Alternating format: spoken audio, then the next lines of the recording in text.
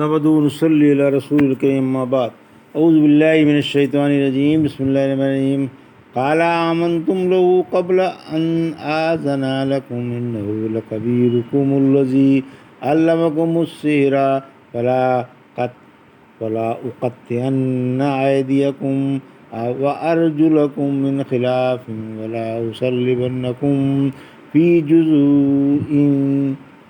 جذوع النخل ولا تعلمن أينا أشد عذابا وأبقى قالوا لن نؤثرك على ما جاءنا من البينات والذي فطرنا فاقضي ما أنت قاضٍ إنما تقضي هذه الحياة الدنيا إنا آمنا بربنا ليغفر لنا خطايانا وما أكرهتنا عليه من السحر والله خير وأبقى إنه من يأتي ربه مجرما فإن له جهنم لا يموت فيها ولا يحيا ومن يأته مؤمنا قد عمل الصالحات فأولئك لهم الدرجات الأولى جنات عدن تجري من تحتها الأنهار خالدين فيها وذلك جزاء من تزكى۔ ابھی آپ نے سورہ طٰہٰ کی آیت 71 سے 76 کی تلاوت سماعت فرمائی۔ ان آیتوں کا ترجمہ اور تفسیر اس طرح ہے۔ قال آمنتم له قبل ان آذن لكم انه لكبيركم الذي علمكم السحر فلا أقطعن أيديكم وأرجلكم من خلاف ولا أصلبنكم في جذوع النخل ولا تعلمن أينا أشد عذابا وأبقى۔ آیت 71۔ قالوا لن نؤثرك على ما جاءنا من البينات والذي فطرنا فاقضي ما أنت قاضٍ إنما تقضي هذه الحياة الدنيا۔ آیت 72۔ إنا آمنا بربنا ليغفر لنا خطايانا وما أكرهتنا عليه من السحر والله خير وأبقى۔ آیت 73۔ ترجمہ۔ فرعون بولا، میری اجازت سے پہلے موسیٰ علیہ السلام پر ایمان لے آئے، یقیناً وہ تمہارا بڑا ہے جس نے تم کو جادو سکھایا ہے۔ میں تمہارے ہاتھ پاؤں الٹے سیدھے کٹوا کر تم کو کھجور کے تنوں پر سولی پر لٹکوا دوں گا۔ تم کو معلوم ہو جائے گا کہ ہم میں سے کس کا عذاب سخت اور دیر پا ہے۔ انہوں نے جواب دیا کہ ہم تجھ کو اپنے پاس آئے ہوئے دلائل پر اور اس پر جس نے ہم کو پیدا کیا ہے ترجیح کبھی نہ دیں گے۔ اب جو کچھ تجھے کرنا ہے کر گزر، تو ہماری یہ دنیاوی زندگی ہی ختم کر سکتا ہے۔ ہم اپنے رب پر ایمان لے آئے ہیں تاکہ وہ ہمارے گناہوں کو اور اس گناہ کو بھی کہ تو نے ہم کو جادو پر مجبور کر دیا تھا معاف فرما دے، اور اللہ ہی خیر والا اور باقی رہنے والا ہے۔ یہ تھا ترجمہ سورہ طٰہٰ کی آیت 71 سے 73 کا تفسیر۔ فرعون کی شقاوت اور جادوگروں کو دھمکی۔ فرعون کے کفر و عناد کا، اس کی بغاوت و نافرمانی کا اور اس کی ضد اور ہٹ دھرمی کا بیان ہے کہ اس نے باوجود یہ کہ ایسے بڑے بڑے دنگ کر دینے والے معجزے دیکھے اور جادوگروں کو بھی منظر عام پر سب کے سامنے موسیٰ علیہ السلام پر ایمان لاتا دیکھا اور موسیٰ علیہ السلام کی شاندار فتح اپنی آنکھوں سے معائنہ کر لی، مگر پھر بھی ایمان نہیں لایا اور مکابرے اور ظلم پر اتر پڑا اور ہار کر جادوگروں پر اپنی طاقت کا استعمال شروع کر دیا۔ انہیں ڈرایا، دھمکایا، ڈانٹا ڈپٹا اور خوب سخت سست کہا، پھر بولا کہ تم نے میری اجازت کے بغیر کیوں اس کی تصدیق کی؟ تم نے اس بارے میں میرے حکم کا کیوں انتظار نہیں کیا؟ پھر موسیٰ علیہ السلام پر ایک ایسا سفید جھوٹ باندھا جس کو دنیا بھی جھوٹ ہی سمجھتی تھی کہ وہ تمہارا استاد ہے، اسی نے تم کو جادو سکھایا ہے، اور تم سب نے میرے اور میری رعایا کے خلاف بالاتفاق ایک محاذ بنا لیا ہے تاکہ تم ملک و ریاست پر غالب آ جاؤ۔ سورہ اعراف کی آیت 123 میں فرمایا، یہ ایک گہری سازش ہے جو تم نے اس شہر میں کی ہے کہ اس سے تم شہر والوں کو نکال دو۔ اچھا، ابھی تم کو معلوم ہو جاتا ہے کہ اس طرح کی سازشوں کا کیا انجام ہوا کرتا ہے۔ پھر انہیں ڈرانے کے لیے کہا کہ میں تمہارے ہاتھ پاؤں کٹوا کر تم کو کھجور کے تنوں پر سولی پر لٹکوا دوں گا اور بے دردی سے پوری ذلت کے ساتھ تمہاری روحیں نکالوں گا۔ سب سے پہلے کھجور کے تنے پر فرعون ہی نے پھانسی دی ہے۔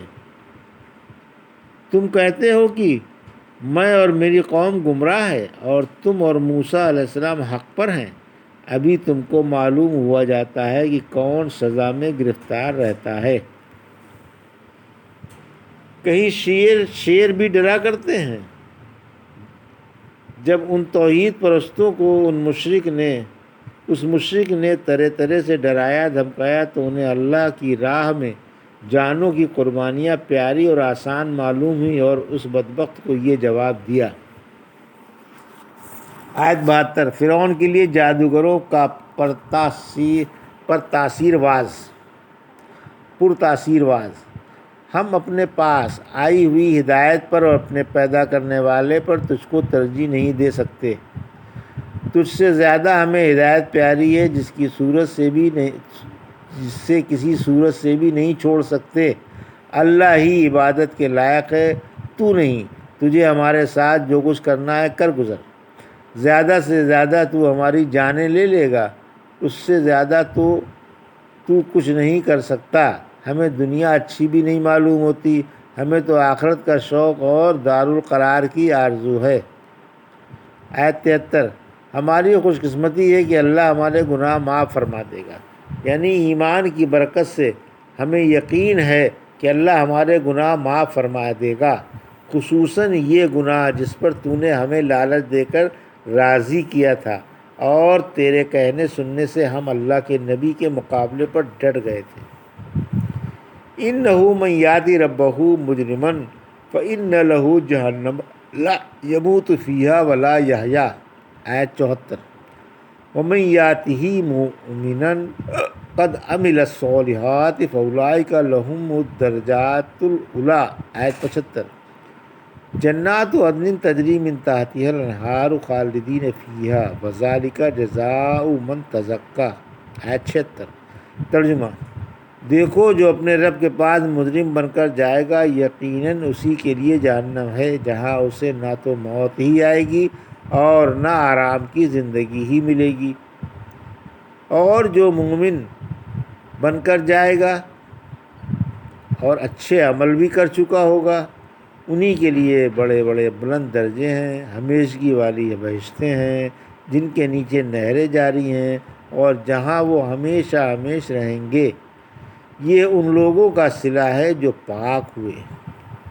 یہ تھا ترجمہ آیت 74 سے 76 کا تفسیر۔ آیت 74 جادوگروں کے وعظ کا تتمہ۔ بظاہر انداز بیان سے معلوم ہوتا ہے کہ جادوگروں کے وعظ کا جو فرعون کے سامنے کہا گیا تھا تتمہ ہے۔ اس میں اللہ کے عذاب سے اور اس کی دائمی سزا سے ڈرایا گیا تھا اور غیر منقطع صلہ کی نوید جاں فضا ثنائی کی گئی تھی کہ جو قیامت کے دن اللہ سے اس کا باغی بن کر ملاقات کرے گا اس کا ٹھکانہ جہنم ہوگا جہاں نہ موت ہے اور نہ آرام کی زندگی۔ سورہ فاطر کی آیت 36 میں فرمایا، نہ تو ان کی روح ہی قبض کی جائے گی کہ مر جائیں اور نہ ان کی سزا میں تخفیف کی جائے گی۔ ہم ہر ناشکرے کو اسی طرح بدلہ دیتے ہیں۔ موحد گنہگار جہنم میں گر کر مر جائیں گے۔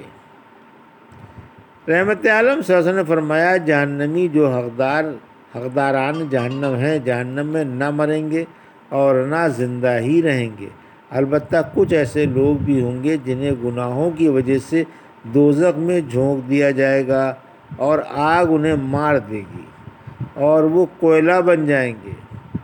پھر ان کی سفارش کا حکم ملے گا اور وہ ڈھیر کے ڈھیر جنت کی نہروں پر بکھیر دیے جائیں گے، اور جنت والوں سے کہا جائے گا کہ ان پر پانی بہاؤ۔